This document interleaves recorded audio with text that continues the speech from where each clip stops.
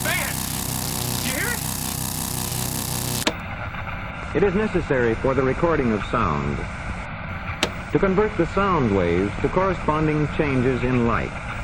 The sound waves produced by my voice are transmitted through the air to the microphone, where these sound waves are converted to changes in an electric current. These variations in the electric current are then amplified and used to control the light. This varying beam of light falling on the photoelectric cell produces variations in the electric current, which are directly proportional to the variations in the light beam. The sound track. As the varying electrical current in the photoelectric cell is small, a vacuum tube amplifier is required to increase it to the point where it will operate a loudspeaker. Sound track.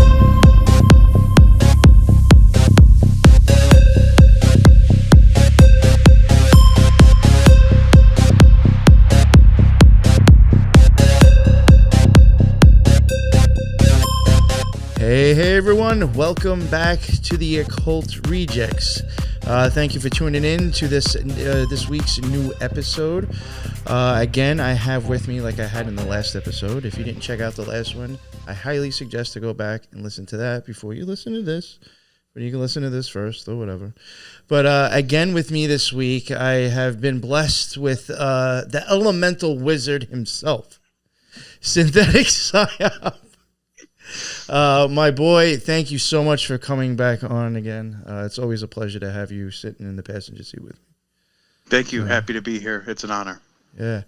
You want to let everybody know, I know like you don't have your own stuff yet, but Not would you yet. like to advertise anything else? Yeah, absolutely. We have the Occult Rejects and Friends Element server. It's the home of the community behind what NY does.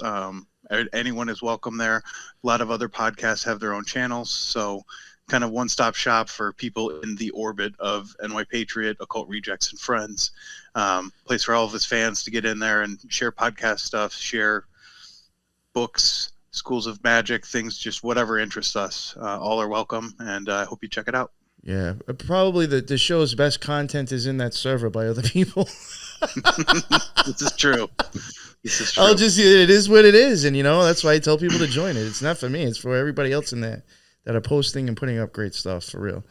So, and thank you very much for that. I just want to remind everybody, thank you to, we have Synthetic Psyop, Helen, and Asha really, spent a lot of time putting that together. So thank you again.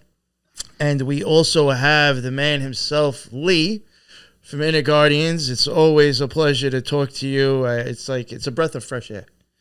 So I'm very happy to have you back on again. And just in case people don't know who this man is, you need to, and let everybody know where they can find your stuff. Yeah, thank you for having me back again. Of course. It's a pleasure to be here. Okay, so I've got an internet site, so innerguardians.com. So feel free to check me out there. There is an email link, so you can drop me a message if you want to contact me. If you want to know more, I've got a YouTube channel called Inner Guardians. As far as I'm aware, it's the only Inner Guardians on there. So if you put in Inner Guardians, you should find me. And they're the two main ways to contact me. On some of the programs that I've done on YouTube, it's got an email link on there as well. But if you go to the website innerguardians.com, then you'll be able to connect with me. Awesome. Thank you very much. And the links for all his stuff will definitely be in the bottom with the show notes, as well as the Element server. Check it out. So, I guess to continue, we're having him on again still to continue the discussion that we had last week. This topic is just very interesting to me because, just throughout the time of the Occult Rejects, if there might have been a few times that we had mentioned this name, but I didn't know anything about it. Lux may have, but we never really had gotten into it. So this is a brand new topic for me too. It's something I don't know anything about, and I really do enjoy this.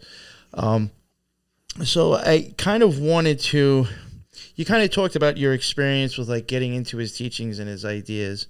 I was thinking maybe in this episode, I'm sure there'll be a bunch of different things we'll talk about, but maybe kind of with the schools or like getting into schools and then like seeing how it is, and then like I know in your story you even kind of get out, don't be, you know, you kind of leave that stuff, put it to the side, go into something different, and then come back with a brand new set of eyes. How, you know, maybe we can hear a little bit about all that in your story. Sure. Yeah, well, they say when it comes to the teachings of Gurdjieff that the system finds you, you don't find the system. Mm-hmm. Now, it's connected, I think I mentioned this before, it's connected to the development of a magnetic center. So what that generally means is that somebody who has the question of like, who am I? Why am I here? Where am I going? All of those sort of existential questions, it builds up and you go on a journey of seeking. You become like a seeker of truth. Now, generally speaking, when you come across the teaching of Gurdjieff, because it said that he didn't bury the bone, he actually buried the dog. Okay, so when it comes to things being when things become occulted, he did a really good job. Now, if you try to read his book, especially Beelzebub's Tales to his grandson, on the first time you read it or even look at it, it's a bit like, what is he talking about? It's very occulted, okay, but it's actually a lot simpler than what it may appear. Now, you can really only approach Gurdjieff once you've exhausted every other line of inquiry, every investigation when it comes to the occult or the esoteric. So this is why, or probably why, it's not very popular. It's not very well known, because it's almost like the final kind of, almost out of desperation from exhaustion of looking at different things and it hasn't worked. You've not had any real inner growth or self-development. Now, there's a very important point, because a lot of people seek self-development. Yeah, right. That's normally everybody's motivation, self-development. Well, Gurdjieff would say, well, it's not the self that you're trying to develop. It's actually about the being, you know, developing the being, developing the essence. So straight away, you can see there's a difference. So what am I saying? I'm saying that most people that end up finding Gurdjieff, it's because they've spent probably 10, 20, 30 years even trying to self-develop, haven't got anywhere, are just about to give up. And then the magnetic center's formed. And then I guess it's some kind of higher world miracle that you will encounter a mystery group or secret society or a Gurdjieff group. Yeah. You think they develop a baseline and then they're ready for the teaching? They've, you know, they're on the ground floor in a certain way, maybe? Yeah, because Gurdjieff's system is called the fourth way. And the fourth way basically means it's above the three traditional ways. So the way of the fakir, the way of the monk, and the way of the yogi. Yeah. So they're the three main ways of personal development. The fourth way is the unification of those three. Right. So your typical Gurdjieffian would have studied those three ways. Maybe not equally in depth, but they would have a baseline knowledge of those three, or they would have tried things from those three and it hasn't worked for them. Right. The other important point is that when it comes to the fourth way, Gurdjieff said that there has to be a way that takes place in ordinary life, that you don't need to go to the monastery, you don't go to the mountains, you don't you don't run away from life. This transformation takes place in life, in ordinary life.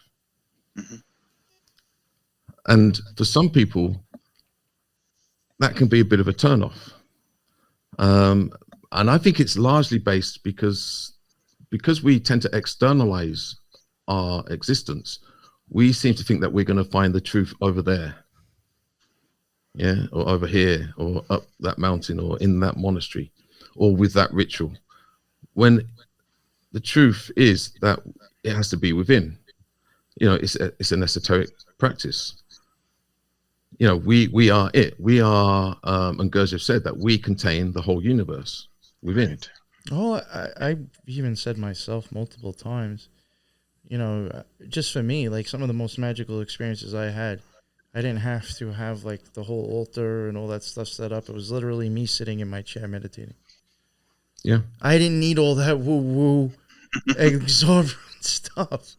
It's for me to attack, you know. I don't know. Yeah. So I get that though for sure. I mean, there's times I'm even sure myself where I got more lost in the materialism and how the things look, and like this is going to be the piece, than actually really what I'm supposed to be doing. You know, Yeah, I'm sure I and fell victim of that myself at some point along the lines. You know. yeah, and Gurdjieff would describe that as like one of the three ways. So you could say they're kind of not necessarily all external manifestations of spirituality or like seeking, but it does contain kind of a lot of ritualistic stuff. And even say with yoga, it's all about the asanas or the postures. Right. So Gurdjieff's work could be described as an inner yoga. Yeah. Yeah. Yoga of the mind. So yeah, so we do most of our exercises in a seated position, in an ordinary seated position, which means that you can actually do these you could say yogic exercises in ordinary life while you're waiting for a train or a tube or bus or in a waiting room. So we do the exercises in ordinary life. And like I said, for some people, this is a massive blessing, but for others, it's a big turnoff because they want the externalization. They want to be able to express their spiritual side, even though it's occulted, even though it's esoteric. They still want to show off their spirituality. But there's none of that in the Gurdjieff tradition, you could say. It kind of reminds me of like the internal martial arts styles, as opposed to the, just straight up fighting styles. Yeah. So the objective of say the internal styles is that you never have to fight because you self-perfect and you're able to emanate that type of self-perfection so that you never really get into a problem. Precisely. You don't attract that problem. Whereas, and this can happen, and I actually think this does happen. If you sort of focus your mind, your intent on a lot of things, you can actually attract the very thing you don't want. Yes, I totally believe that. I totally believe that. Yeah, and I can give you a story about this. So, as an example, many years ago, excuse me, I was due to do a self-defense seminar. So all week I was thinking about self-defense scenarios and how I was going to communicate. Excuse me, how I was going to communicate self-defense. But anyway, the day before the self-defense seminar, I got jumped. And I'm not the sort of guy that gets jumped, but I got jumped. Yeah, and I was actually I was surprised. In fact, I fell for all the things that I teach. So it's almost like how ironic. But then I realized, excuse me, that all I'd done is actually manifested a situation because I was thinking about it so much in a type of mentalism. So I actually manifested this situation scenario. And just as a side note, the guy that jumped me, he was fully possessed. It was like a full demonic attack. Whoa. So he wasn't aware of what he was doing. So there was definitely some kind of interference from I would say invisible entities or spirits. That's wild. I don't even want to know. I was gonna say I don't even. How does this even happen? Whatever. That's wild. What were you doing with the possessed? Like, how does that? Well, I mean, it's all right. You don't have to explain. Well, I can extend the story a bit further. Now, I was actually at the time doing quite a lot of studies with. Actually, he was a former OTO, yeah, and he was teaching me a lot about chaos magic and stuff like that. And he actually said to me, he said, when you're walking down the street, just be careful of somebody bumping into you because they might try and hex you unknowingly. Okay. So he explained to me that entities can hop from one person to another. Yeah. So he said to me, just be very careful who touches you. Anyway, the week before I got jumped, I remember vividly walking down the street and there was this dude walking towards me and he kind of looked like a type of automaton. And then he stared at me and there was plenty of space and he kind of made a beeline for me and he hit me on the left shoulder. Okay, it didn't hit me; it kind of bumped into me. Anyway, I thought that's weird. I didn't react. I just carried on my way. And then a week later, the second person made a beeline for me and did the same thing. But this time he turned around and tried to attack me.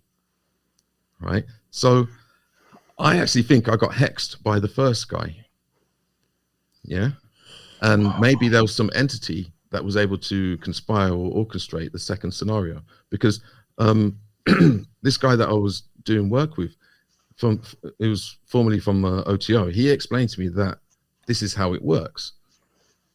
You know, these spirits or entities can hop, they can conspire, they can triangulate, they can actually create scenarios. Yeah. And this was a perfect working example. Could you explain the BLM riots? Yeah, so you've got to be careful. Excuse me. But both people didn't look like they knew what they were doing. It wasn't a conscious thing. I had no connection with them. There was no reason to do it. They looked like they were possessed. Yeah. Weird. That's some bugged out crap, man. For real. Yeah. That's so yeah, and that was another part of the inspiration of the Inner Guardians, because I realized actually there's a lot more to personal protection and being able to protect oneself. Because now you're not just talking about the physicalities of self-defense. You're actually talking about the spiritual or psychic and emotional aspects of self-defense. Yeah. So that helped form, that helped form a lot of the Inner Guardians' work. Is like, how do you protect yourself from these invisible entities? Wow. And especially the nature of them being able to hop and communicate. And do you think that's more of like almost like an egregore or a servitor type thing? Maybe jumping around like that? Yeah, well, I think there's a combination. I think you've got like almost like a random, I don't know, foot soldiers of entities. But then you've got those that are assigned as agents. That will be, sent to you. And I think there's also karmic attraction. I think there's like an ancestral, so the sins of the fathers, sins of the grandfathers, and so on and so forth. It has a knock-on effect. There's something to be said about that, though, because being younger and stuff, if you leave the house and you carry a weapon, you're gonna have a different energy than if you just go about your day. If Lee reached in his waistband and set a gun on his table there, it would change the energy of the three of us talking, even though we're not in the same room. There's something to be said about. No, that's I don't know how to describe it exactly, but I know exactly what you mean, and it's something you have to kind of feel. You can't really describe it. And you're doing a great job of it, but I. No, that was a good way. That was a good way to also, I think, to make a connection. That's wow. Yeah, because I totally know what you're saying. Like something like that can just totally bring like this cloud over the whole situation and just change it all. Yeah. Yeah, if you live in the house. God. This can explain why, for instance, some people can. Well, I'll give you another working example. When I was in Brazil, I wanted to go to the favelas. Just out of curiosity, yeah. Now everybody said to me, "Don't go there. You're not from Brazil. You're going to get into trouble." Anyway, a friend of mine in Brazil, he's actually a musician. He said, "Yeah, no problem. We go." So I went with him. And when you're walking down the streets, because it's a hot country, the gangs and the people they hang around outside, and generally you just avoid them. Yeah. Well, he come out. He had his guitar with him, and said, "Come with me." And rather than avoiding the gangs, he went straight up to them and started talking to them. And it completely de-escalated anything, because I think it kind of confused them, because you're meant to be scared of them. Yeah. Right. You're meant to kind of look down and look the other way and scurry off. But because he did the opposite, and he was very friendly, very polite, he would talk to them, and they were fine. And we never had any trouble. And he's never had any trouble. Now, had you took the other stance where you're going to be all kind of defensive and twitchy and nervous and so on and so forth, then it's almost like you create a magnet, or you have a big sign up saying, Right. "Come." Yeah. Yeah. Easy mark, right? Favelas are the slums of Brazil, for anyone who doesn't know what that means. Sort of the working class area. Oh, okay. Yeah, very dangerous. Yes. Very dangerous places to go. And so that's another example. And that's just, I think that's down to energetics. So he didn't give off any fear whatsoever. It's the same. Another analogy could be, dogs. When you approach a dog, if you're Yes. scared, what does the dog do? The dog Bark. will go for you. Yeah. Yeah. But if you're confident and relaxed, and the dog doesn't see fear in you, then the dog has no reason to think that you're prey. Right. So then it respects you. So I think it's the same thing. Well, I think a lot of animals do that anyway. Totally. They totally can Yeah. sense humans, and Yeah. And I think it boils down to this thing about like predator prey energy. So obviously prey will show fear to the predator. Now, if prey doesn't show fear, then what message does that show the predator? That it's not prey. Right. So that it kind of confuses the predator, because the predator's like, well, you should be running from me. yeah. Why aren't you scared? Right. And I use the same technique, same methodology, you could say, when it comes to things of dark forces, Satanism, people trying to put spells on me, so on and so forth. Because, like when it comes to even, say, witchcraft and things like that, the spells that are put on you can only really work when you do it to yourself. Do you see what I mean? So if somebody says, oh, I've just hexed you, you're going to think, I'm now hexed, and you'll manifest that. I've tried to tell people that in the past. I was like, sometimes just telling somebody that they are, that's all that needs to be done. Because they'll screw themselves up now mentally. Yeah, it's psychology. Yeah. A lot of Psychological the magic, kind of. I guess it's a cheesy way of doing it. Yeah. Now, I mean, there are some extreme versions where, things can happen out of your control, but it's very similar to hypnosis. You have to kind of consent in some way. Right. And I think that's how a lot of the sort of dark magic works. You have to get the person to consent for it to take place or manifest. Sometimes I think believing that it's possible from a specific thing is just enough to be like, okay, well, now I can make my way in because you actually think I can do something. Yeah. The same way that people that believe in ghosts see ghosts, and people that don't believe in ghosts, Right. guess what? They don't see ghosts. Right. So true. Yeah. You live in your own reality tunnel, and you see what you want to see. It's like, you ever like get a car and you're like, you never see them on the road until you have the car. Yes. And then you see that car everywhere. Yes, Yeah, I've done that myself. exactly like that. Totally. Yeah. Totally. Yeah. Yeah. So I think you have to be careful. You have to be careful where you place your attention. You have to be careful what you entertain mentally and emotionally. And because I think we are kind of magnetic beings in some way or another, and we do attract certain things. I mean, things do happen out of accident. But I think for the most part, when that does happen, we need to learn that lesson. It's the realm trying to teach us something. Sure. I can go with that. I did have a couple of questions, or I guess directions I wanted to go in. You started off, with Gurdjieff. I assume like you studied his stuff for a while or practiced or whatever. Mm-hmm. You were in love with it at one point, and then you kind of like, I guess, turned away from it for a while.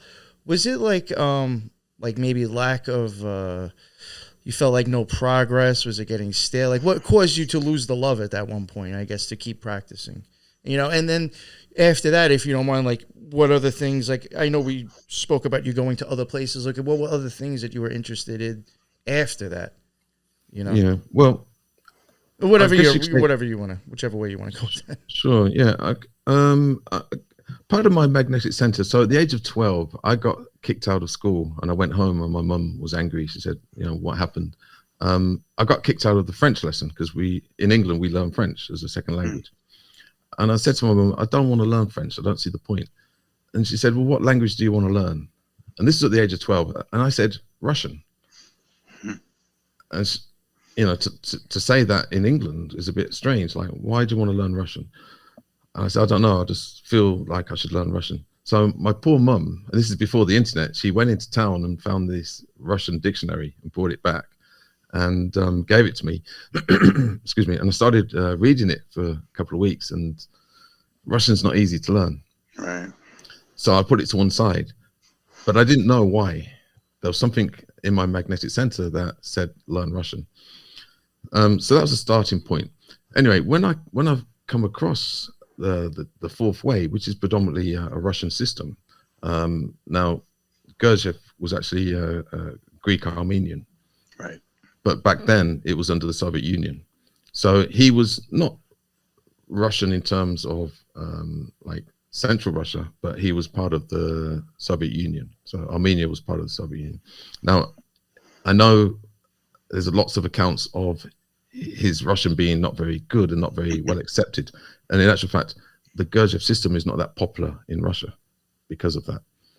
And that's where Peter Ouspensky comes in, because he was Russian. And he was able to introduce most of the Gurdjieff's ideas into Russian. Well, anyway, Gurdjieff left Armenia and ended up in France, where he established his school. So the reason why I mentioned me being 12 years old is to give the connection of the magnetic center. And I had an attraction to spirituality. I had an attraction to Russian spirituality. So when I discovered the fourth way and the teaching of Gurdjieff and Ouspensky, I went straight in, and I was able to join a group over a period of time. And most of the stuff I learned initially was based on what Ouspensky wrote, which is very typical of Gurdjieffians, because Ouspensky was the one who was able to articulate a lot of the ideas, because Ouspensky was a good writer. Right. So I went full on with Gurdjieff stuff. I dropped everything else, all of my other sort of spiritual or esoteric pursuits, and because I was able to get accepted into a group, I would attend the groups and do the meetings and go off to the retreats, and read pretty much all of the books. But another thing you have to remember is that Gurdjieff didn't write that much about his own system. Most of the books that you will get to read about Gurdjieff will be not by Gurdjieff himself. Right. Gurdjieff wrote a book, Beelzebub's Tales, to his grandson. And for most people that try to read it, it's pretty much impossible. Because, like we said, Gurdjieff buried the dog, not the bone. So if you try and read it, it can be quite difficult to read because of the length of the sentences, the paragraphs. And Gurdjieff actually says in the introduction that you're to read it 3 times. Yeah, and it's a long book. It's a lot to take in. And if I'm honest, it will probably take you a lifetime to read it properly 3 times. Yeah. And even then, you won't be able to ingest all of the information and data because it's been so well occulted. Now, and this is hearsay. Apparently, when he wrote it, the first edition, he gave it to some of the students, and he says, "Can you understand it?" And they said, "Well, yeah." And he went, "Oh, I'll write it again." And then he gave it back to them and said, "Can you understand this?" And they went, "It's not so straightforward to understand." He went, "Okay." And he wrote it again. And he got to a point where they couldn't understand it very easily. Now, people are going to ask, why would you do that? Well, after the years of studying the book and being in various groups and also studying outside of groups, my conclusion or my realization is that it's not meant to be ordinary data and information that can be received by the ordinary conscious mind. Right. It's data and information and knowledge for, you could say, the higher conscious mind. Yeah, so it has to bypass your ordinary bias. So we spend most of our time being identified, and we have associations and attachments to, you could say, formal language, formal education, formal life, of ordinary life. Well, the idea is that it can't be consumed by that. The same way when symbolism's used, yeah, the idea is to kind of bypass the conscious mind, yeah. Well, it's the same sort of thing, and excuse me. For the most part, what I know now is that most Gurdjieffians don't understand what he wrote. And I always had a sense when I was in Gurdjieff groups that if Gurdjieff was to walk in the room right now, what would he say? What would he think? Would he be proud? Would he be pleased? And I kind of had a sense that he would be quite angry and upset, thinking that everybody had missed the point. And reason being, I think, is because a lot of it got misunderstood. A lot of it got mistranslated because it got translated possibly 2 times, different languages, so on and so forth.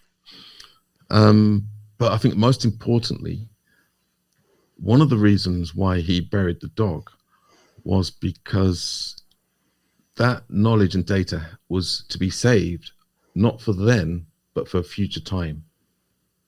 So it's like burying treasure in some ways. Right.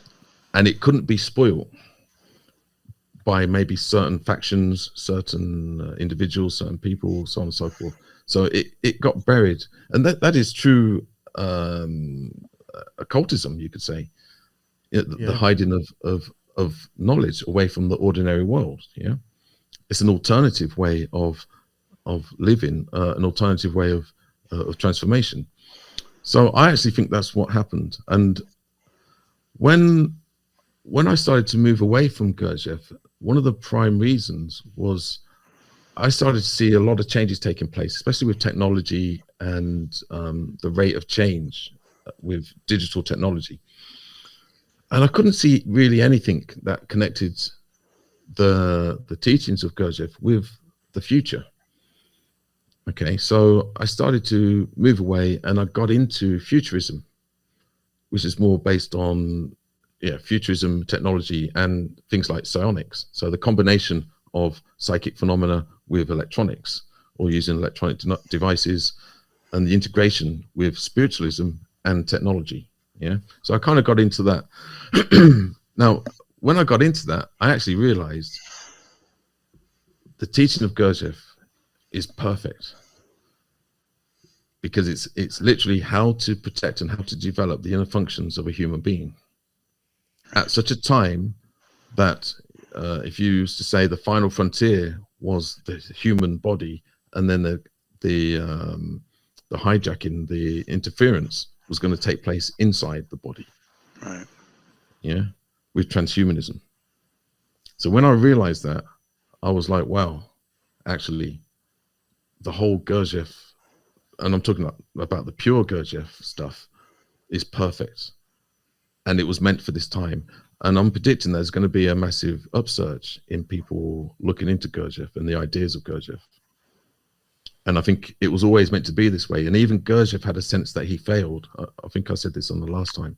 Yes. He had a sense that he failed. And I think even he didn't realize that the stuff that he come up with and you could say downloaded or was able to bring through from higher worlds or spiritual worlds was actually meant for now, not for then. Yeah.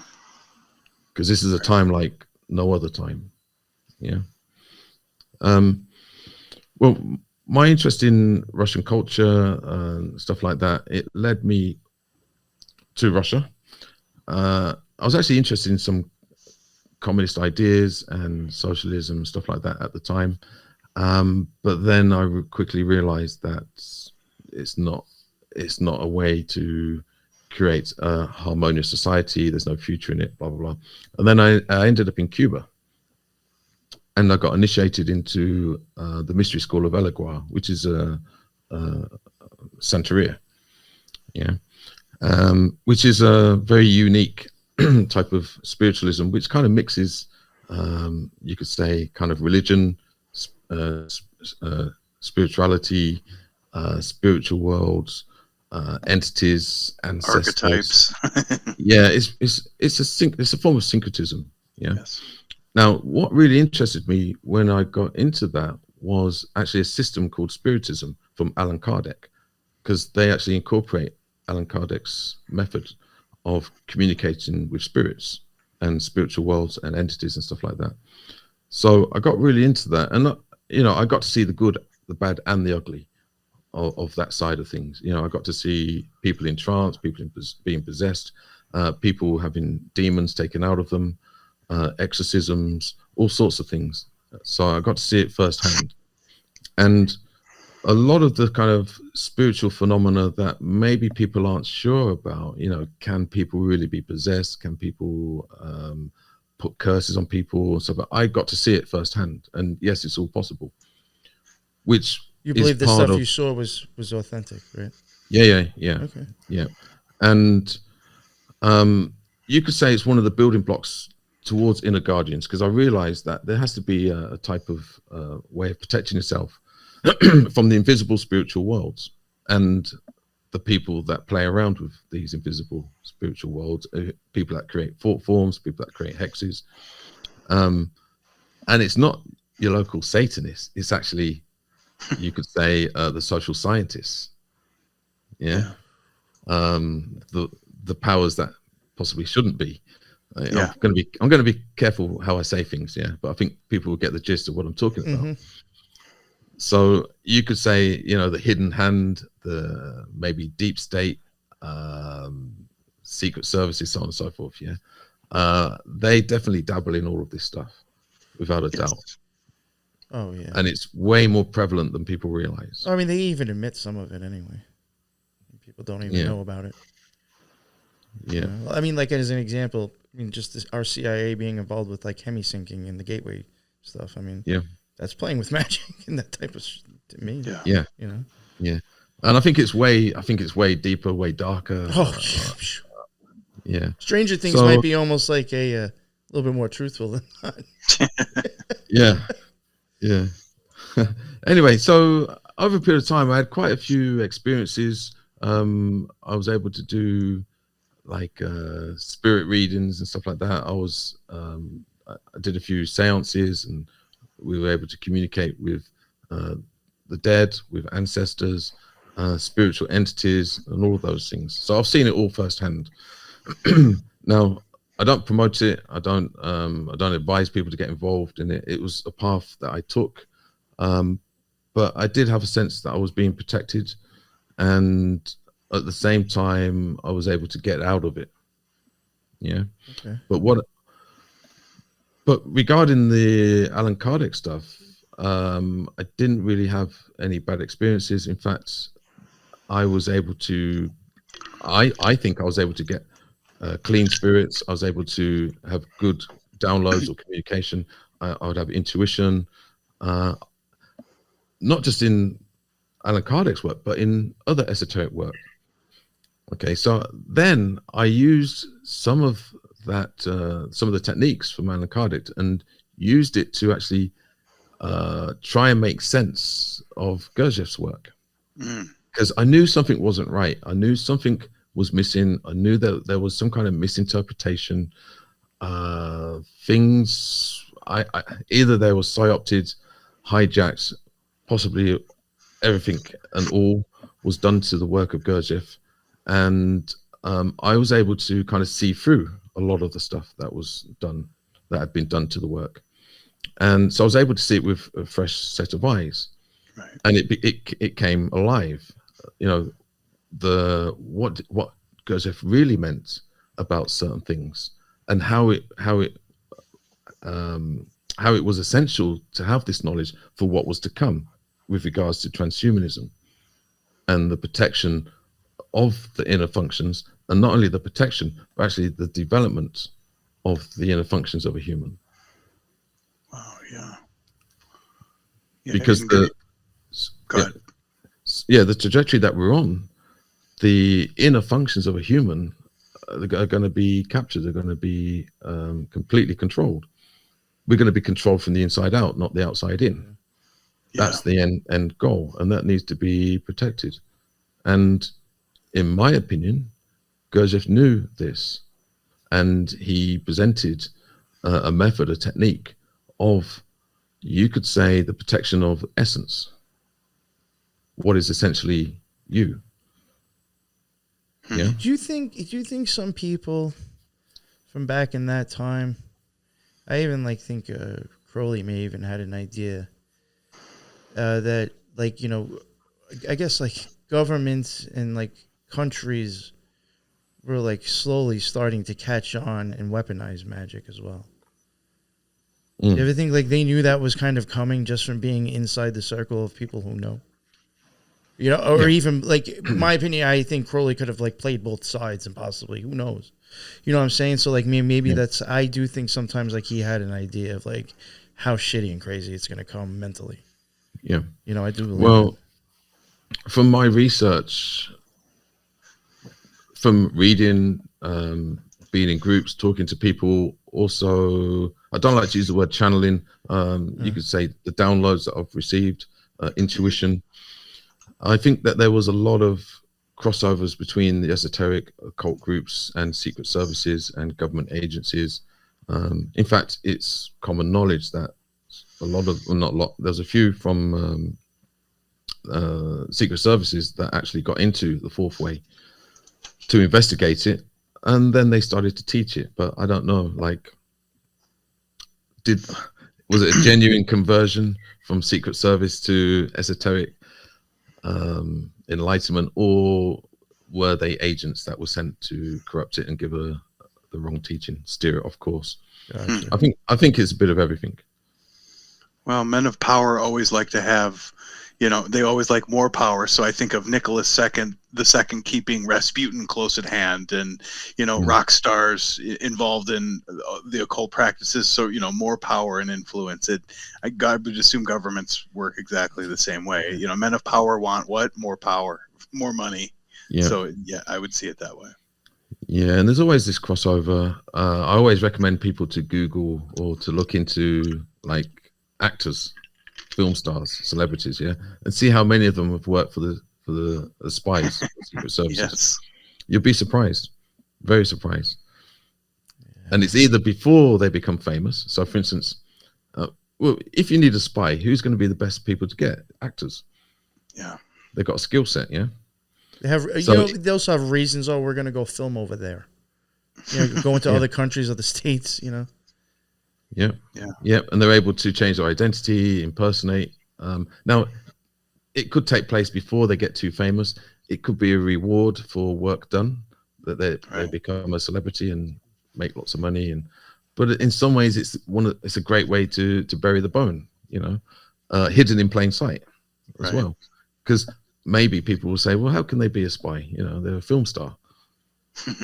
Well, Google it and you'll be surprised at how many famous celebrities were actually Secret Service agents. And I think you'll find the same with the sort of historical timeline of the occult and the esoteric. There's a massive crossover for obvious reasons and not so obvious.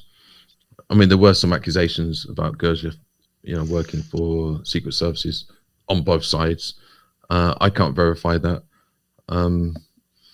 That's funny when I asked you that question though earlier about like if you think they knew it was coming. Like I even think like, you know, how like you're even mentioning like, you know, the Secret Service getting involved and stuff like that, or agencies.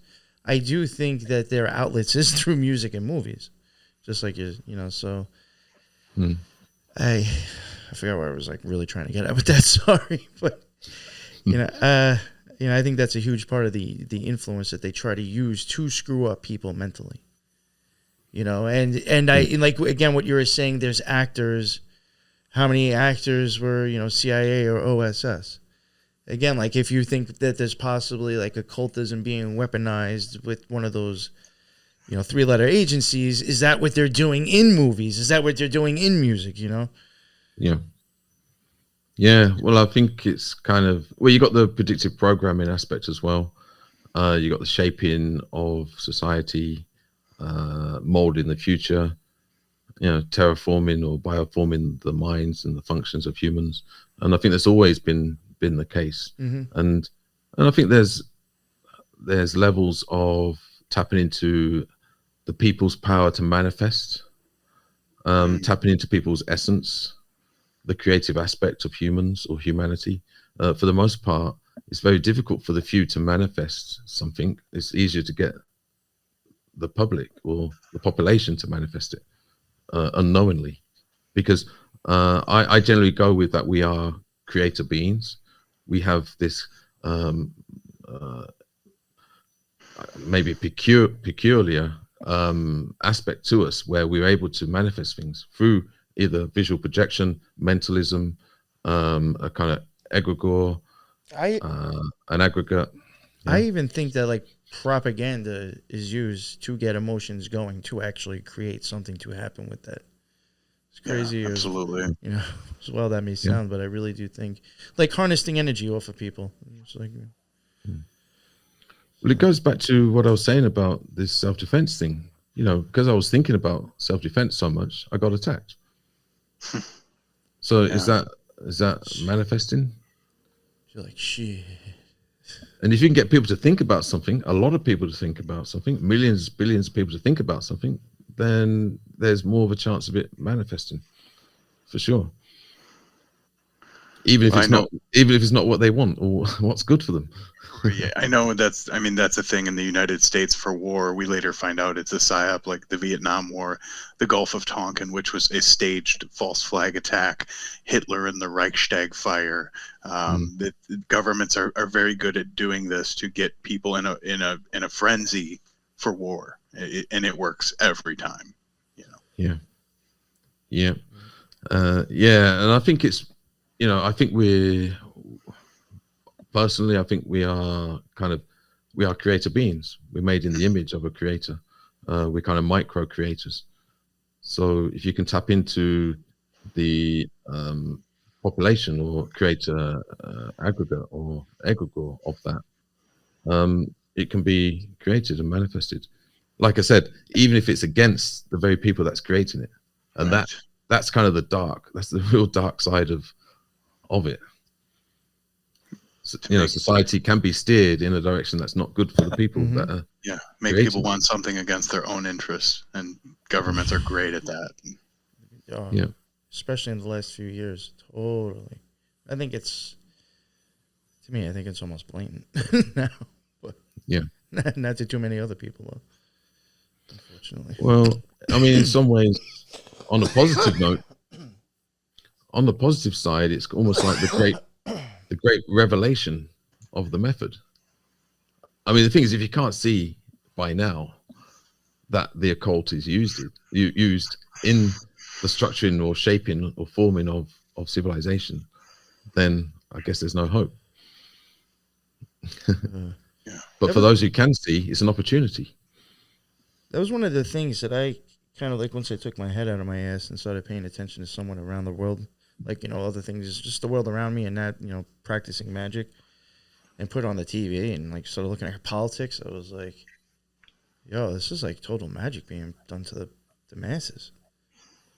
Yo, and that's literally what even got me to where I am now, is that seeing that was just like, yo, like it's really that bad, because I wasn't paying attention for a while.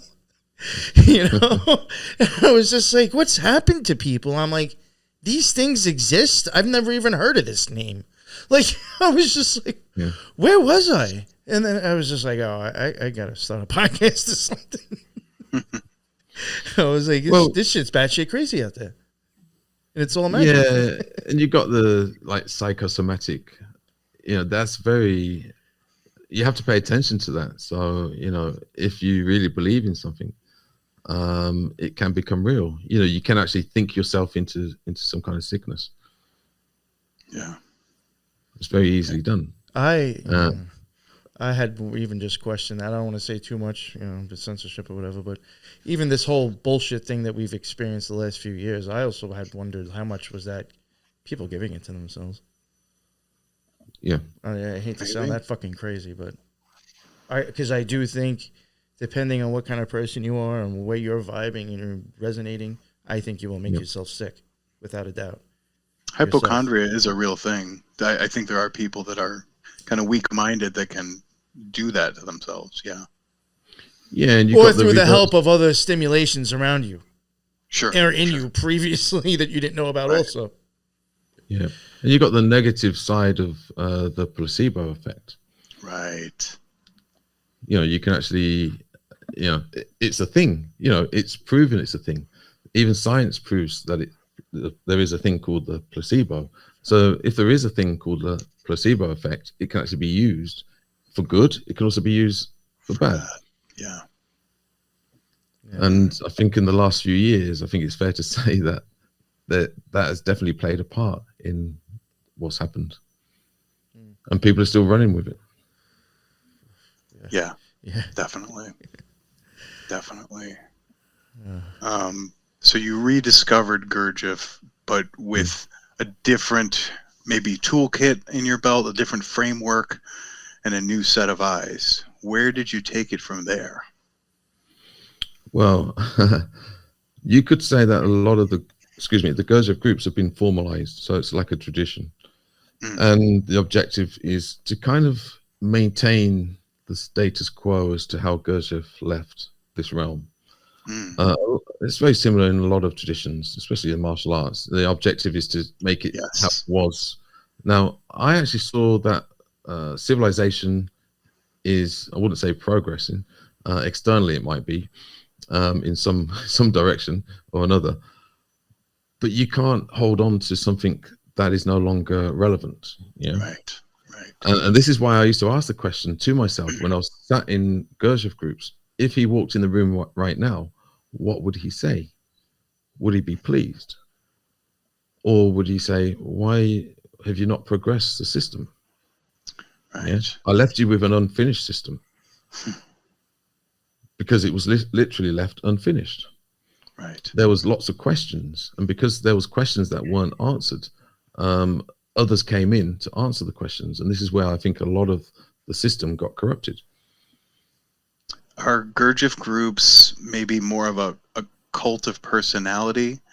Is that how it is? Or because I see a lot of these groups, when the leader isn't there anymore, there's really no one to take the mantle. There's a lot of followers and People, other systems. Go ahead. Yeah, sorry, I know my mic was muted. Yeah, I think that's a really good question, and like I just wanted to add, like sometimes I know, like just from within the OTO or the Astra Argentum, people will argue about lines. Did you really even teach with that person? Did you ever meet them? Stuff like that. And then people are canceling each other out. Like you'll actually have groups cancel each other out. But I even do think that was such a good question, because I think that is probably the most of the reasons why we even find out horrible things about or why cults end up turning shitty is because of like one person's ego. Well, I think Gurdjieff himself, and I must make it clear, I don't define myself as a Gurdjieffian, and I made that decision many years ago, but I do use the teachings of Gurdjieff because I think Gurdjieff did bring forward a lot of data, a lot of information that is very useful. Now,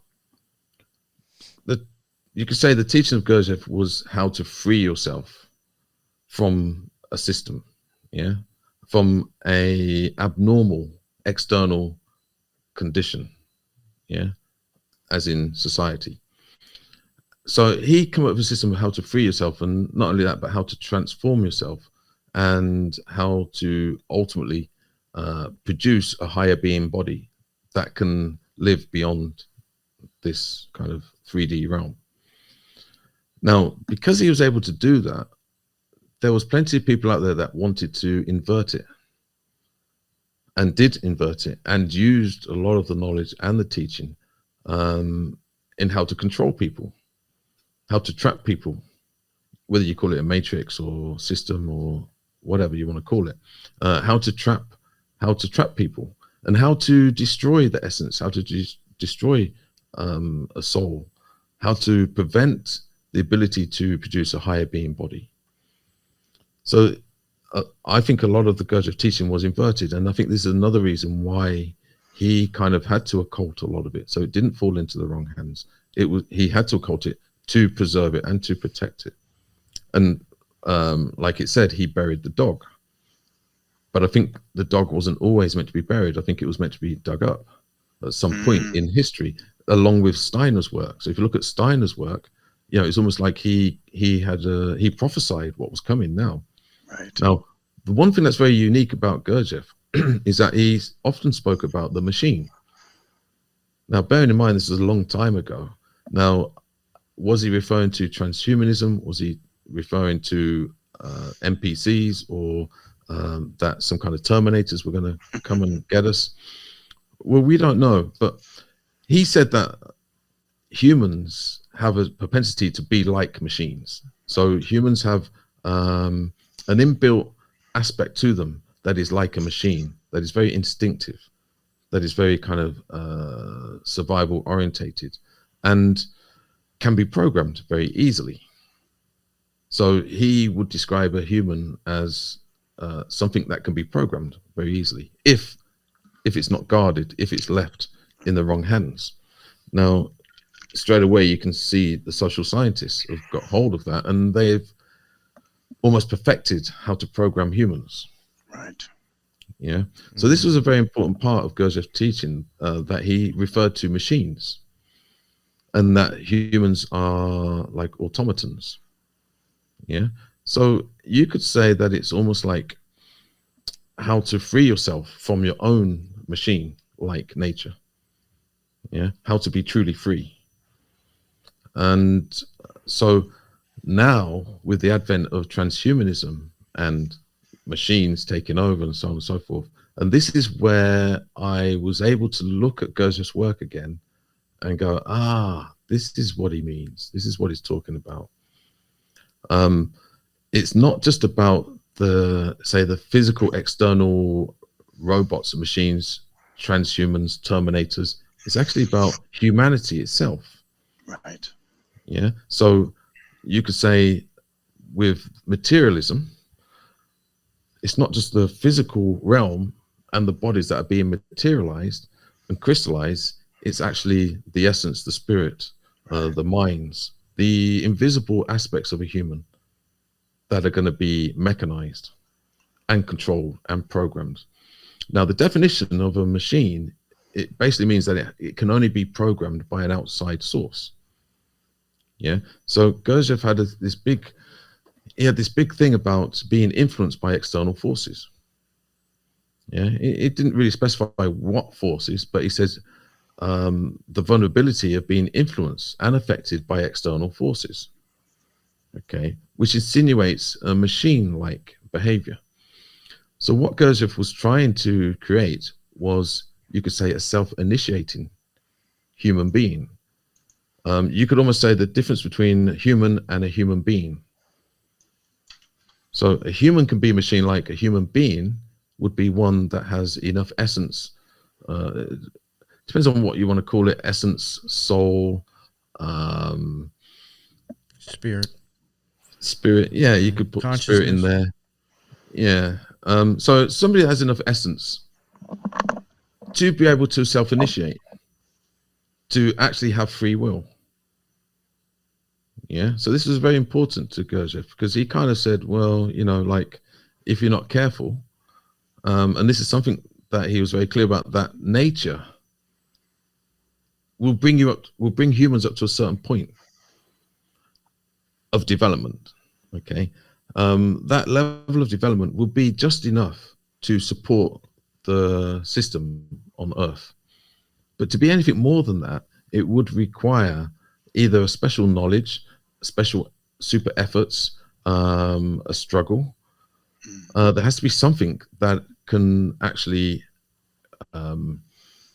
make your being develop. A catalyst. Yeah. Yeah, and if it's left alone, you can function quite well. You can get on with life, get a job, pay tax, and then die, and then become food for the moon. Right. Nature's okay with that. Forgot about that. Nature doesn't require everybody to wake up. It doesn't require everybody to develop an astral body or Kestrian body or anything like that. It doesn't require it. Maybe a few, maybe a percentage, but the moon has to be fed. Yeah. So, and I think this is also part of the free will aspect, that I guess through a certain amount of incarnations, through life lessons, through disappointments, failings, when a human realizes that they want to develop the being aspect of the human experience, at that point, then you can study the work or the system. But Gurdjieff did say that it's not the only system. There are other ways of doing it. So it's not like it's an elitist thing. It's not like it's for only a few. What it means is that, my interpretation of what he meant was that there are many ways for humans to develop beings or being. This is one. Now, for me, when I tried all the other ways, I wasn't getting anywhere. I wasn't able to induce a sense of presence. I didn't have any kind of development of or notable development of awareness. In fact, most of the systems that I used before was developing ego, developing a sense of self, which isn't really what being is. But when I came across the teaching of Gurdjieff, and even more so today, when I use the exercises, when I use the techniques, I have definite confirmation of the techniques and methods. Yeah, I like what you're saying about it. You know, nature can get us to this level, and then there has to be something. It's usually a war or some sort of cataclysm or the Industrial Revolution, and it's scary to think what that next one will be. You know, just the culture we have now. But yeah, well, I mean, Gurdjieff along with Steiner, they did actually also insinuate that that potentially there could be a very bad ending for humanity, and also that humanity is at the end of a particular cycle. Right. Yeah, and I think we can all see the writing is on the wall. Yeah. I was going to ask, do you think that there are cycles of this almost? Yeah, I think that civilizations go through cycles, and civilizations, because the way I view it is, if there is an absolute, if there is an all and everything, like a source creator, that is everything, then that means everything has to be experienced. The good, the bad, the indifferent, and the ugly. Yeah. Okay, so everything has to be manifested. There's no escape from it. Now, whether we all have to experience every single aspect individually, or whether we can do it as a collective, so that group of consciousnesses can experience that bit, and while I'm experiencing this bit and you experience that bit, and then eventually as particles of the whole, there's a growth in consciousness. I'm not too sure about that. I wouldn't like to say, or whether through endless life cycles we have to experience every civilization, is open for debate. You know, because see, sometimes I've even like kind of had almost the same thought with this stuff. I've wondered into like, maybe could part of like the Great Awakening be just the fact of knowing something exists? You don't have to experience it. You know what I'm saying? Like the fact of like sex trafficking just being more known about recently doesn't mean it had to happen to the person. They just know it exists. Like all these horrible things that man can do are like really coming out and getting a lot of light shined on them. Just people just knowing that happens. Is that part of, kind of what you're getting at too, with like, experiencing all the good and then all the bad, Yeah, I think I think, if I'm honest, I would generally go with that. We kind of share the consciousness. It's distributed, and I think we take on exactly what we can take. Yeah, and the realm would give us exactly what we can take. So when we incarnate, there is some kind of agreement that, so for instance, maybe some consciousnesses are stronger than others, so they would have to go through, they have to go into the belly of the beast to transform. I think ultimately it's about the balancing of the good, the bad, and the reconciling. Balance, or the positive, the negative, and the reconciling. So I would say it's all to do with the reconciling of all three. Now, whether it's done as an individual or like consciousness over here, consciousness over there, they experience different things, but it gets pulled into one consciousness, which is a good possibility. So yeah, we don't have to experience all of the bad things. to kind of have a, I guess you could say, collective consciousness or collective awareness of that it's bad. Yeah, if everything has to be experienced, that would make sense. Like from the Stone Age to the Space Age, if you believe in collectively, everything has to be experienced. And then, I guess to your point about it and the Great Awakening, that these things have to be shined upon. And why I think that's more just a symptom of the breakdown of our system. For me personally. No, I just have wondered. Like I have wondered, like is like that part of like.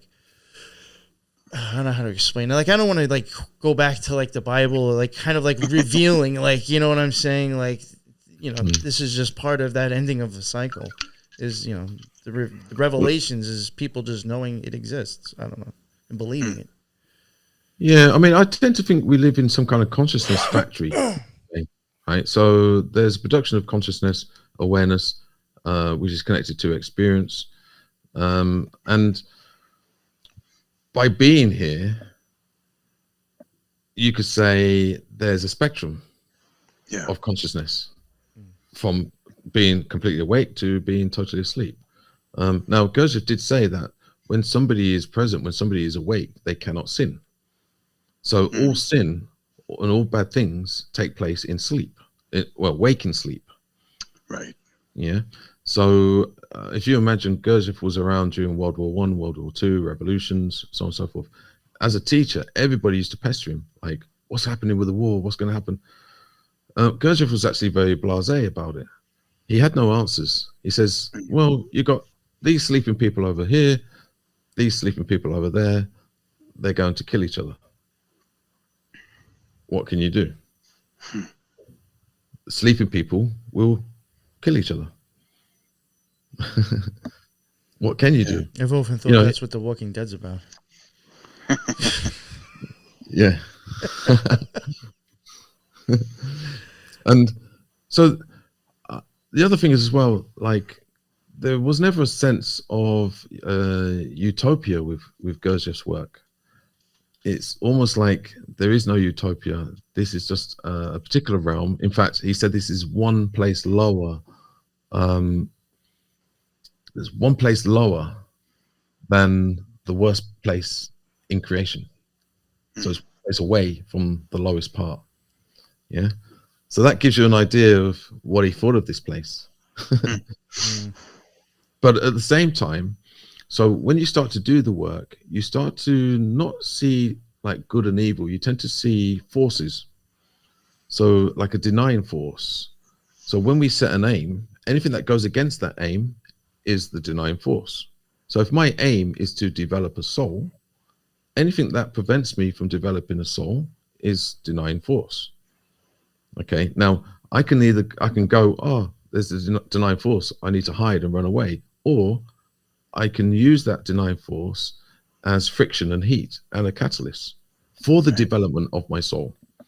So you're in a win-win. You put yourself in a win-win, which is a position of power. And I think that aspect was really unliked by the social scientists, the dark occultists, the manipulators, controllers of this world or this realm, because it gives you the ability to have no fear. In fact, it's quite typical for a Gurdjieffian to invite more denying force because it's greater opportunities to grow. Yeah. And you can see the correlation with even athletes. Athletes will do that, or people that go to the gym. You know, nobody goes to the gym for somebody else to lift the weights for them. You go to the gym for a resistance, for a denying force. Yeah. Yeah. And what happens? You get bigger and stronger. That's a really good way to put it, though. Yeah, we can do that so easy physically, but not mentally, right? Yeah, and that's what I teach. I teach. Our mind. Yeah, I teach everybody that rather than viewing anything that is against you as so whatever is designed to push you back can also be used to push you forwards. Do you think that Gurdjieff, in his thinking, he was the catalyst, essentially, the pressure? Do you think he was talking about more like, well, you'll understand, like an Aikido throw, like using your attacker's momentum against you, sort of mentally? That's how I've always seen it. Yeah, it's actually that. So you could say it's like well, it's not even spirit. You could say spiritual warfare, but I think like Gurdjieff was kind of laid back. He wasn't, although he was an intense character. He was quite, from what I can figure out, he was quite laid back and chilled, and he saw reality for what it truly is. And ultimately, you don't need to be scared of it. You don't need to be fearful of it. But what he did actually promote and advocate was that time. We don't have much time. Right. And every second counts, that we shouldn't waste our time. That we Do should work now. we should do the work now. Because the longer you leave the work, it becomes harder and harder to do. Why? Because the ego, the false personality gets crystallized. It predominates. It starts to predominate. Yeah, which means there's going to be less chance for your essence, your soul, to predominate. There's going to be less chance for the development of an astral body. Yeah. That can ultimately survive death and can go to other, I guess you could say, to go to higher dimensions, spiritual worlds. Right. Right. So ultimately, the aim was the development of an astral body, which kind of falls in line with a lot of the other esoteric studies and schools. Yeah. I mean, that almost goes back to weightlifting again, or going to the gym. You stop doing it for a while. The longer you wait to go back to it, the harder it is to go back to the gym. Yeah. So, I mean, you can even go back to it again. You know, the longer you ignore your body, the harder it is to get back into it again. Yeah. Towards the 1920s, Gurdjieff ran into obviously some money problems. Do you think that kind of shaped his vision in a specific way? You know, in terms of becoming commercial, or I guess just maybe his outlook and his philosophy. Do you think maybe that harder period in the 20s sort of might have influenced his? I think his work is very influenced by seeing, you know, the mechanism of war kind of take hold of humanity in some ways. But I'm wondering if, you know, his work was maybe, his vision was shifted due to having some money problems in maybe the 1920s. Just something I know about him. Yeah, I mean, Gurdjieff lived through some very tough times. Yes. You know, he got shot, I think it was twice, and he was able to get across borders. He was able to survive all kinds of attacks from secret services. Yes. Also, now, and I think this does go back to a degree where, through a state of mind, you're able to kind of literally walk across the border unchecked, because he had the ability to kind of be invisible in some ways. Yeah. Right. Maybe through disguise, maybe through some kind of NLP techniques. He could do Jedi mind tricks, go through immigrations, you know, got no papers, blah, blah, blah, straight through. So there was an element of that. But I also think that, going back to the denying force, so he would have had the denying force working against his work. So you could say it would be an egregore of denying force working against his work. And so, and I think the financial difficulties, I think it was quite common in those times as well. So I think it was quite a common thing for people to have financial difficulties. Yeah. Now, did it steer his work or affect his work? I don't know. From what I can see from my research, I don't think so. That's fair. I think he had tough times. If you imagine the times that he lived in, and I think he did pretty well, all in all. Very much so. Now, whether it was a sense of failure for him, I don't know. I mean, it's a tricky one. He definitely understood polarity. And there's a lot of things you can look at in the occult. Maybe before there was sun worship and things like that, there was really an emphasis on polarity. And Gurdjieff seemed to really understand that, and that's always kind of fascinated me. Polarity and magnetism are definitely embedded in his work. Yeah. I mean, there's kind of like one thing that he was quite good at is that he never disclosed his sources. He never disclosed where he was taught exactly. So there's a lot of mystery around that. Now, some will say that he was just a syncretist. He went here, he went there, he went to Egypt, India, even China. I would actually suggest that a lot of his stuff, especially when it comes to the hydrogens, or the table of hydrogens, I think a lot of that actually comes from the Taoist systems from China, in terms of the transformation of chi and prana, through breathing exercises. And I actually think he took it to the next level. I think he was able to use the ability to extract subtle substances from air particles. Now, he would actually describe the act of breathing not just as like you breathe in and out, but that every time you breathe in and out, you're actually breathing in particles from the cosmos, from planetary worlds, that is emanating or radiating, beaming down onto Earth.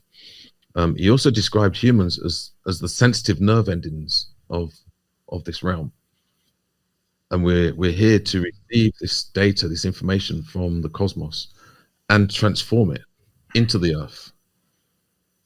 Yeah, so we're like some kind of antennas, yes, receivers, transmitters of energetic worlds.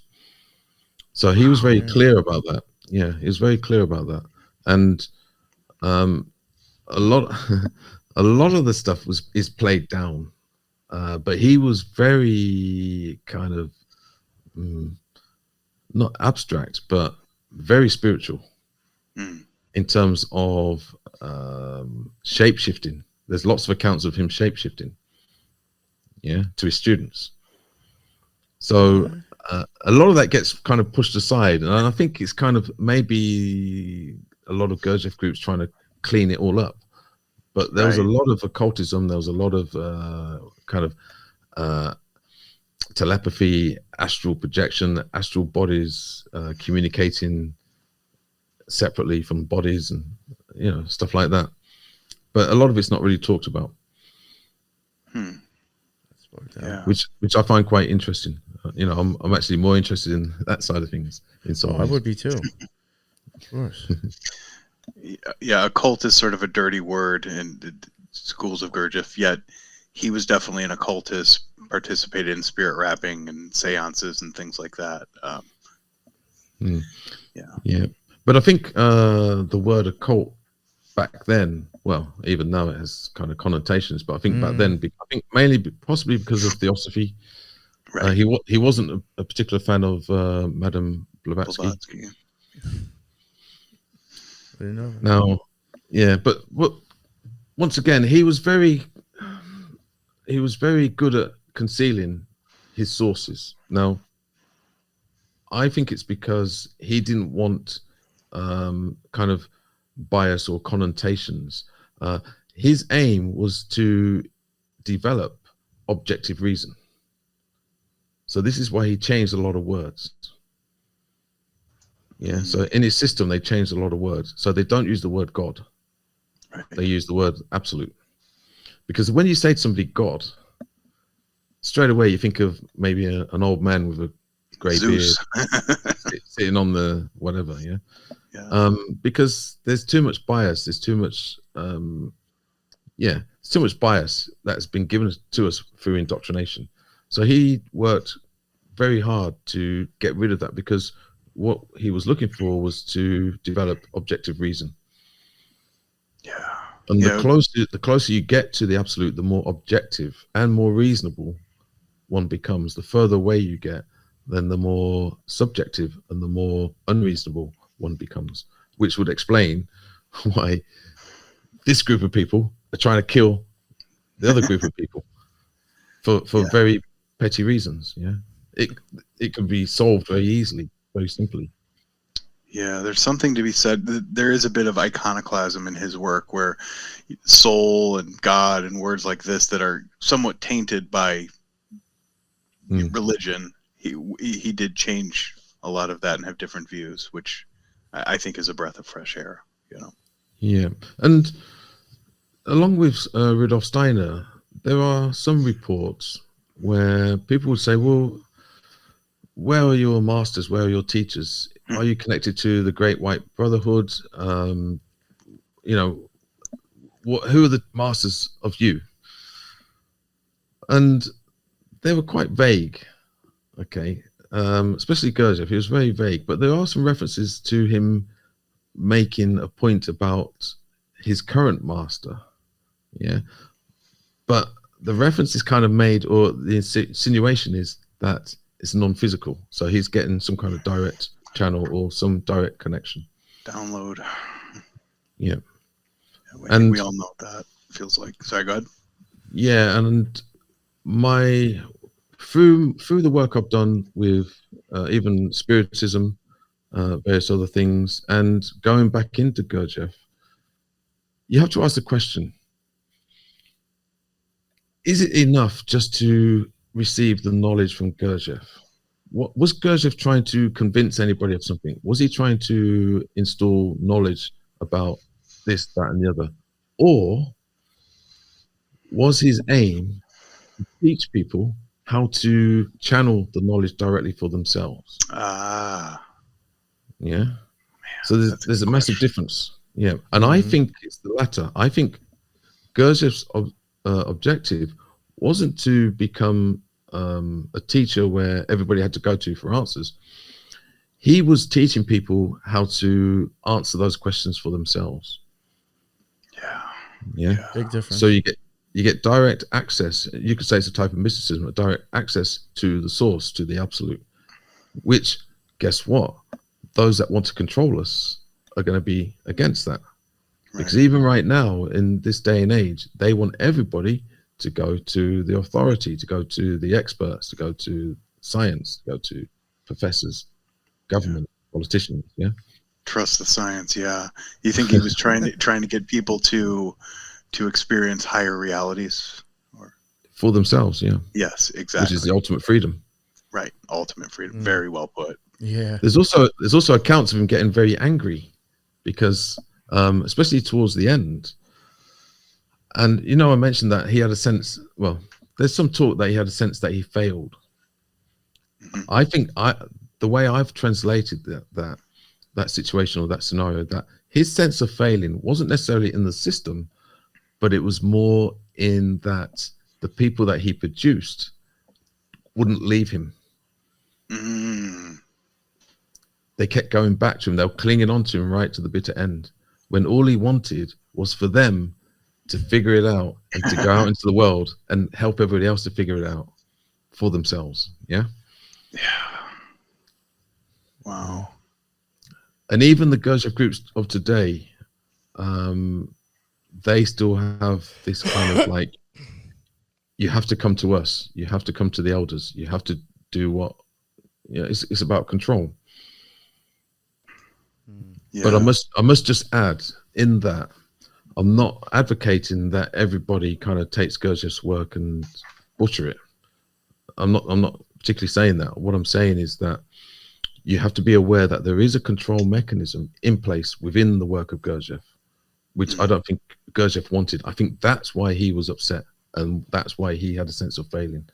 Had the teachers of the time said, right, yeah, we've got it. Yeah, we're going to go out into the world and help others to get it for themselves. Right. Gurdjieff would have said, yeah, it worked. Yeah.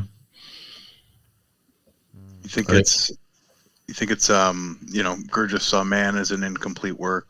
Gurdjieff's work is kind of an incomplete work, and it has to be carried into the future and elaborated, continued essentially.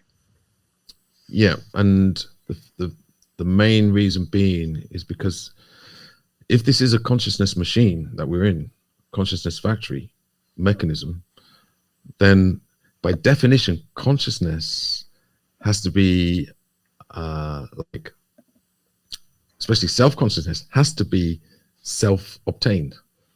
Right. So you can't have somebody telling you how to be conscious, because that's machine-like. That's programming. Now, just that knowledge alone, it puts a whole new angle on everything. Yeah. Yeah. On what we think we know. Yeah. And how do we know what we don't know? How do we know what hasn't happened yet? You know, a lot of the time I spend my time articulating things that haven't happened yet. Right. And I think Gurdjieff did the same. I think Gurdjieff was actually talking about now, well, to come after now. Right. With the advent of transhumanism and the interference with the human. Now, you mentioned before, you know, kind of like, I guess, like maybe him having followers, and he was just like, well, no, you're supposed to go off on your own. A lot of, I mean, I think that happens. I mean, even when the OTO, people were more worried, I think, about Crowley than actually, you know, learning about practicing magic. Or more about repeating the stuff that he wrote or said than like writing their own stuff. But, you know, I was thinking I was going to ask you, but then this almost goes against what you said before. So, because you were saying people will find them when they're ready, but I'm wondering, is this like side effects of people not ready or not mentally there to get it? You know? Well, I don't think the work is for everybody. I don't think the fourth way is for everybody. Like I say, I don't think, from what I can fathom, because there are different forces in this world, then there has to be different existences in this world. Not everybody can be the same. We can't reach a utopia. It was never set up. The parameters of this realm were never set up for utopia.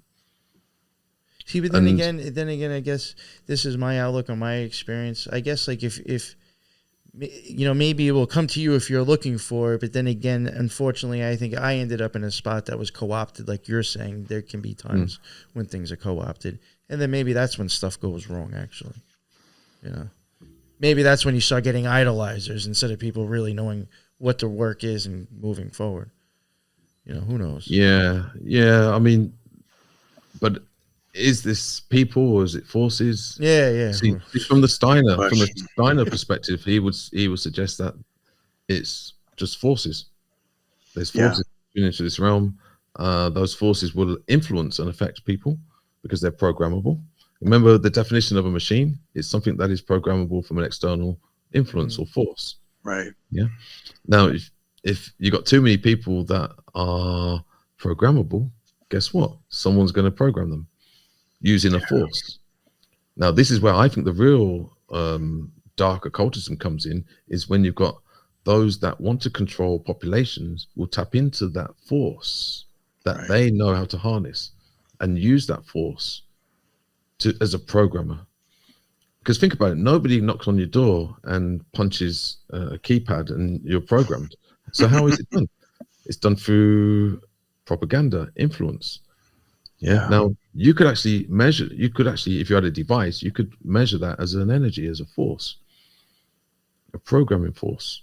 And there's people that have access to the programming force, and majority of the population don't. Yeah, and it hasn't changed much. You know, in the past, it was the priest and the king, the two-man grift, and now it's the technocrat and the politician. You know, it's meet the new boss, same as the old boss. Yeah, I like that. It's just changing with the times to go along with, you know, society and how it looks. That's very good but point. if you can muster up enough energy, because remember, perceptions, being able to perceive is a energy transaction. If you can muster up enough energy to see what's going on, then it's no longer a problem. Right. It's a question of, are you going to use it as a catalyst or not, or are you going to let it get you? Yeah. And this is where you could say you need courage. You know, you need to have courage. You need to be able to go into the unknown. Yeah. That's where you need the passion. Yeah, The will. yeah. Yeah, Well, this is where it comes into the octaves, the completion of the octaves with the intervals. So when the intervals happen, unless you can find a way of bridging that interval, an external force will come in and take over and steer you off course. Right. Yeah? If you can find something to bridge that interval, another energy, then you can complete the cycle or the circle of the octave. And that's when you could say that's the definition of a human being. It's somebody, a human being is somebody who has the ability to obtain energy to bridge the intervals, to complete aims. Unfortunately, we generally, in our ordinary existence, we don't have the energy. Our energy that we do have is being harvested through identification, association, distractions. True. brain's picking up 1,000 radio stations at once. Sorry? Oh, yeah, the brain, yeah. Yeah, it's like we're trying to listen to 1,000 different shows at once, you know. It's distractions everywhere as soon as you open up your eyes and start listening. Yeah, and that's what, if you look at social media, I won't name the platforms, but social media is all designed to actually shorten the attention span. Yeah, TikTok videos being super short. It's like, what came first, people's terrible attention span or the, minute video clips that people just scroll on all day? But it's like the perfect control mechanism for our short attention spans. Yeah. Yeah. And I just want to add this angle as well. So the techniques, methods, and the work of Gurdjieff, you can actually invert it and it becomes a very good system to control people. Now, one of the, you could say the dark side of Gurdjieff's work or teaching is that teachers have come along and they've used it as a way to control people, as a way to manipulate people, as a way to form cults and so on and so forth. So people do need to be aware of that. And I'm very careful because sometimes people say, "Oh, should I join a Gurdjieff group?" And I'm like, well, I can't verify how legitimate that group's going to be because there's a lot of groups out there that have been psyoped. There's a lot of groups that, and they're popular groups as well that have gone to the dark side, you could say. So I'll make reference to the FOF. That's a clear work. We had mentioned Gurdjieff actually when we covered them, yes. Yeah, which I think is very unfortunate because they're basically, or the leader, Robert Burton, has used the techniques, methods, and ideas of Gurdjieff and used it as a way to, is inverted it and used it as a way to control and manipulate people. And Is that what, you had mentioned something before about the octaves. And I remember when we covered them, we came across stuff that was octaves. And I think you had told me that was like, the perfect example of inverting his teachings, that they were maybe trying to slip something in instead of you making the connection. Yeah, well, in very simplistic terms, so if we look at the intervals in the octave, you could say, well, when somebody hits an interval and they can't bridge that octave, that's the opportunity for something else to come in and steer them off course. Well, so if you understand the science behind that, the energetic science behind that, it means that you can manipulate people. Right. Yeah, because at what point they're going to hit that interval. So it's kind of like a problem, reaction, solution. Yeah, you could use that. So, for instance, some of the dark cults connected to Gurdjieff, they would set an aim knowing that you can't complete it. And when you exhaust that, when you hit the interval, then they can come in and play around in terms of manipulation or being that force that you need or being that support. So you become They've dependent. worn you down already, too. Yeah, Right. you become dependent on the teacher. Yeah. So it's the perfect way to have a cult, as in a cult or a sect. Yeah, not a cult. And you got groups like the FOF, they've literally perfected that. Yeah. Along with, I would say that personally, I think that they would be supported and backed by some kind of agency, as a social experiment of how can we use the ideas of Gurdjieff and experiment with them to see how we can control people. Yeah, because they're kind of protected, like a lot of cults are protected. You know, they're not shut down. They can survive, even against lawsuit after lawsuit. And then at some point they'll be completely shut down when it's no longer needed. My personal take on it, and this is, I don't know if we're going to go to another part where I can talk more about it, but if you look at groups like the FOF, they're heavily involved, along with some of the Steiner groups, heavily involved with digital technology, with your Google, with your Silicon Valley. Now, why would there be a massive investment of talent and knowledge from these groups into digital platforms like Google? Think about it. Yeah. So what they're using the techniques and the knowledge, inverted, of how they're going to develop their systems of control on the population using digital technology. Yeah. So you've got the dark side of Gurdjieff, the dark side, not Gurdjieff himself, but his teachings, yes. Yeah, and the dark side of Steiner teaching. But I must add, you've also got, you could say, the good side as well, because they have also infiltrated. And I don't know if I mentioned this before. So this is more kind of Steiner related. So Steiner predicted that there was going to be something that was going to happen in terms of technology. Now, he said that you can't ignore it. You can't just run away from it. You're going to have to go through it. Okay. So a lot of the Steiner groups will take the stance that, well, if we ignore it, they're going to go ahead with technology and it's going to be against humans. Right. If we can infiltrate it, we have a chance to put some kind of conscience into technology. Compassion. Yeah. Yeah. Empathy, compassion. Yeah. And a good analogy can be, so for instance, if you've got a horse and cart and you're going down the street and you see a cow coming out, yeah, you've got enough time to stop, and let the cow go, yeah, and then no harm is done. Okay, if you've got a car, you drive down the street, you see a cow crossing the road, you've got a chance to stop and let the cow go. But if you're going too fast, it could be difficult. But then if you've got a train, the train's never going to stop. Right. It's going to plow straight through that cow. Yeah. You could draw the correlation between technology and what I just described. Yeah. And the compassion would be, the old trains had the cow catcher on the front, that angled piece of steel to kind of push the cow out of the way. That was an act of compassion in a lot of ways. Still kind of brutal by today's standards, but you make a very valid point. Yes. But if you look at the speed of the trains of today, and if you look at the speed of technology of today, if we're not careful, it's just going to smash straight through humanity without conscience.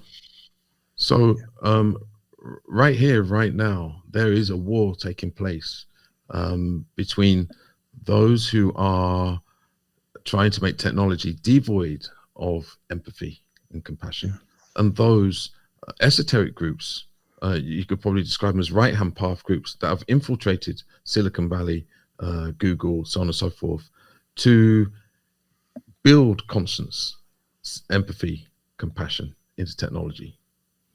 And that's a whole big subject in itself. The war that is taking place within these developments. Interesting.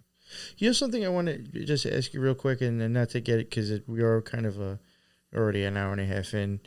Not trying to get you into a whole other topic, but you mentioned the FOF, the Fellowship of Friends, and again, I was just thinking about the Octave stuff, and then I remembered it's actually to me it feels like it's been a minute since then, so I was still remembering everything we covered. They had an amphitheater.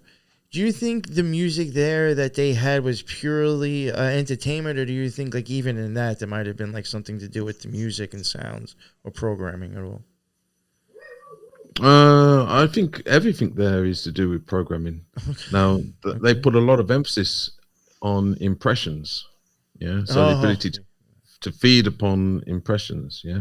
So impressions is in the Gurdjieff system. Impressions is the highest form of food. So you got food that you eat, the air that you breathe, which is, so you got first, which is food, air that you breathe is second, impressions is the greatest form of food. Yeah. Yeah. Now, if you don't eat, you can, I think it's, what is it 50 days you cannot eat before you die, 60 days maybe. Okay. Without air, it's around about 5-6 minutes. Without impressions, you die instantly. Okay. Now, that's a whole subject in itself. But when we're talking about impressions, we're not just talking about what you see.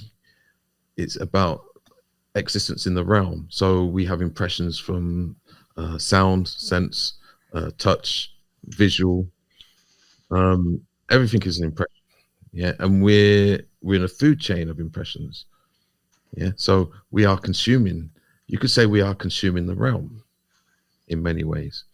Yeah. So with these octaves, you can actually use octaves because octaves ultimately are frequency, resonance, and vibration. Yeah. Now, if we look at the material world, even by quantum physics standards, it's all about nothing is solid. Yeah. Everything is non-physical, but it just kind of concentrates into more denser material. Yeah. Yeah, So everything is affected by vibration, yeah, frequency, resonance. So by the use and the FOF, they've taken it to a whole new level because everything is about impressions. Everything, you could say all impressions are controlled in their environment. So you're able to control people through the food that they eat, the air that they breathe, and the impressions they receive, which would include sound, music. Yeah. Yeah, I know a negative form of impression. There's something called, it's called white torture, or white room torture. It's a psychological torture where it's sensory deprivation. A prisoner's held in a cell, deprived of all senses of identity, where it's like everything's white. The clothes are white. The food is white. They put white fluorescent light tubes above your head so it casts no shadow. Everything in white, and you lose your identity from it. You know, you go mad. Yeah, so it can be good or bad from impressions. Yeah, scary stuff. Yeah, I guess it would be like having no sense of self or like where you are, right? Correct. Yeah. I guess I would get loony, really, if you start thinking like that. Yeah. Well, you could say that the death in itself is the deprivation of impressions. Exactly. You could look at it in that way. But yeah, so are octaves used as a type of control with regards to music? I would say everything in the FOS is about control, and octaves are used in terms of the ability to control people. Like I say, the octave, or the understanding of octaves, or the Enneagram, or the intervals, the law of 7, that is actually a model to produce freedom. Yeah. But if you invert it, if you know how it works, you can use it to entrap people. Yeah, impose control. Yeah. Yeah. And you know, that's what you see playing out. And like I say, I think the FOF is controlled. I think they're sponsored, funded as well. Well, not funded, but they're given a green light, a pass on a lot of subjects. And not just the FOF, but a lot of groups are used as vehicles for all kinds of things, from trafficking to drugs, money laundering, so on and so forth. You know, all of the sort of dark stuff. You think sometimes you just said too before, just to study maybe too, right? Like, will this work? Could this work? Yeah. Sociology experiment, maybe. Yeah, unfortunately, Yeah, so you could say that these are like testing camps for esoteric knowledge. Yeah. Right. But it's not just them. If you look at you could probably find a social experiment, funded social experiment from an agency, from pretty much every system. Yeah. From the esoteric and the occult world. Yeah, I bet you're right. Yeah, no, without a doubt. I wouldn't doubt it. Yeah, and and if you think about it, when anybody leaves these groups, there's an element of deprogramming as well that has to take place. Sure. Yeah, but maybe it's not funny, but in some ways you have to laugh. I've always said that whether you like it or not, you're living in a cult. Yeah. Yeah. Think about it. Yeah. We're living in a cult. Yeah. I think you're right. A sect. Yeah. You A know, social I experiment. Cult of personality. The word culture, which root is cult, and Yeah. cultures is what grow on a petri dish in a microscope. Human beings are colonies of different viri. Yeah, it's all interconnected. Oh, Yeah. I like that. Yeah, and the individuals in this cult are dependent. Yes. They become they can't survive outside of the system. But the reason why somebody doesn't leave a cult is because they're isolated, they're trapped, they're dependent on the system. Yeah, and they're scared to leave. It's better the devil you know.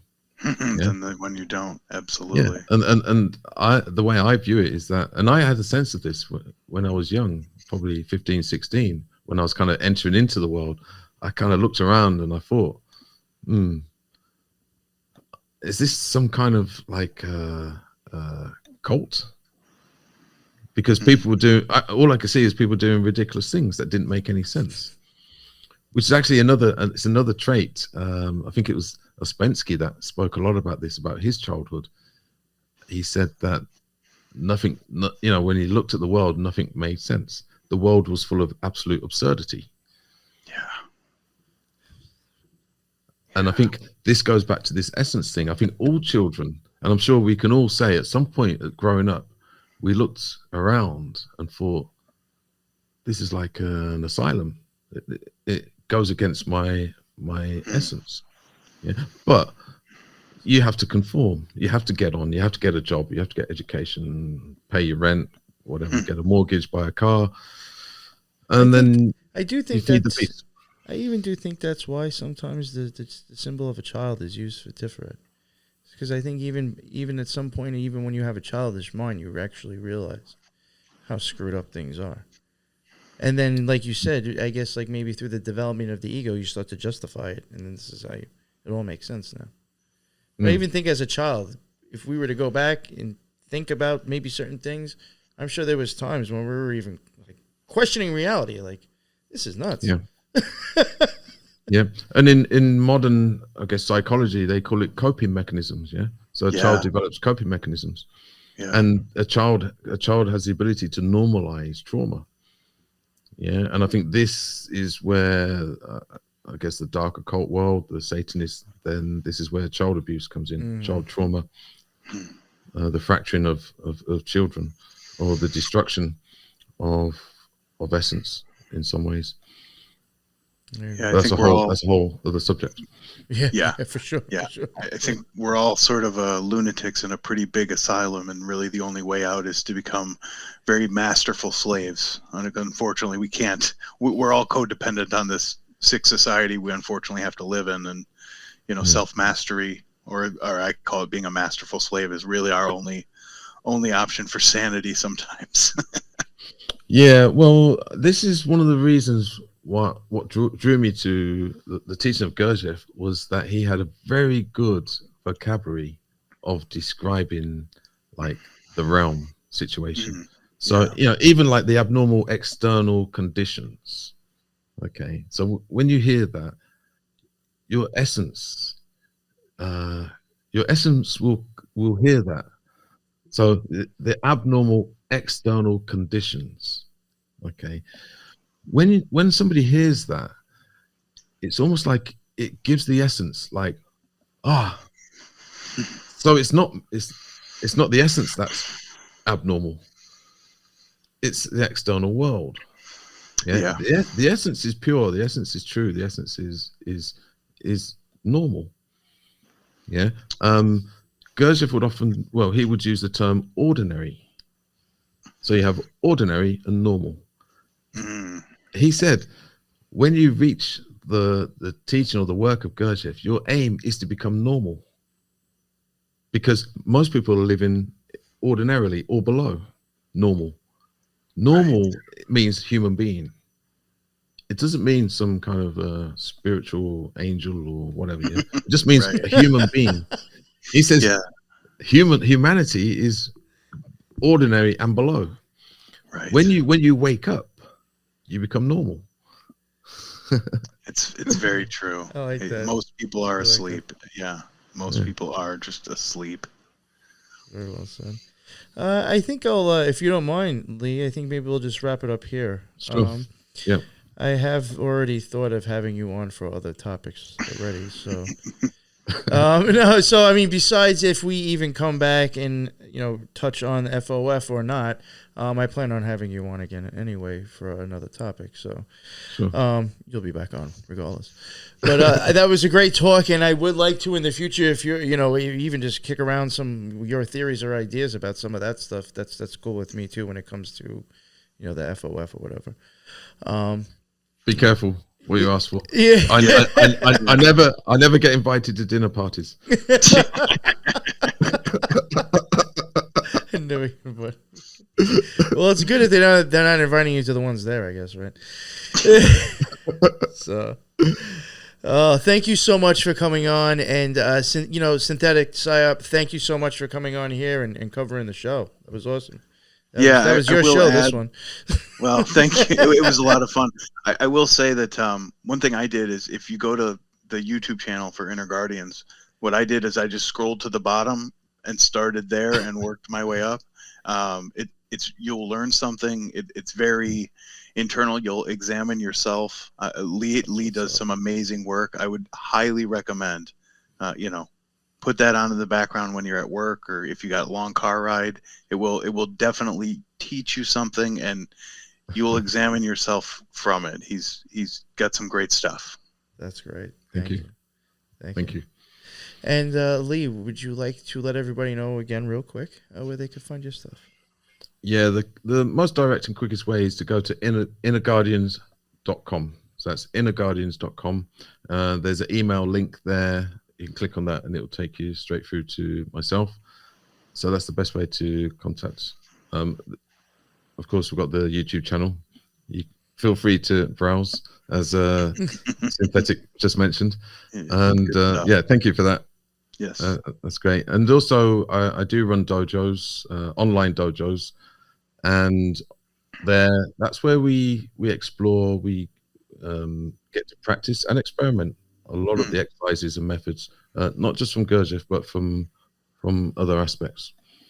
And what I've done, I've been able to synergize, and you could say put together pieces of a jigsaw or fragments of teachings together. Awesome. And it's not just about being historical or going back to the Silver Age. It's actually techniques, methods that we can use right here, right now, and moving forwards to be able to deal with or transform what is to come or what is coming down the pipe. Yeah.